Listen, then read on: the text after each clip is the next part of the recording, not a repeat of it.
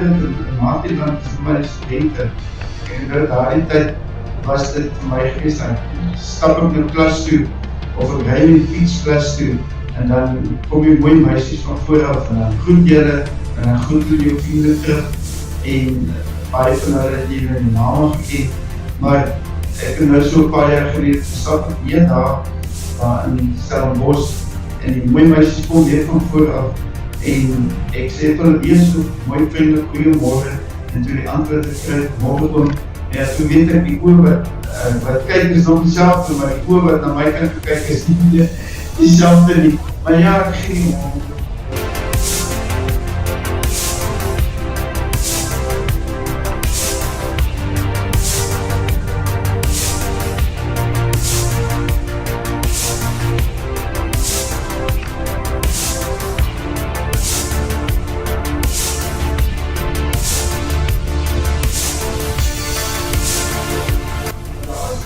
Is dat die studente Stellenbosch moet beheer, jy het afstand van by mekaar, jy het overal stap by my wees. Ek het elke oggend van die kursus afgestap tot by my klas, 10 minute. So, dit was gauw gewees, maar op 'n stadium toe, ek my fiets is nogal van julle wat nou rugby goed ken, en die Turner is staan by bekende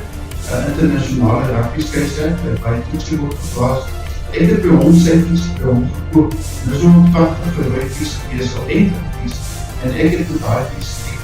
soggens, en ek in klas gerei, maar weer soggens is het afdrand, maar is die opdrand, maar jy het jonkies, studentjes, rugby, stukse, en dit was alles in die haak so gewees, so, dit was baie speciaal, maar nou het ek vir jou fiets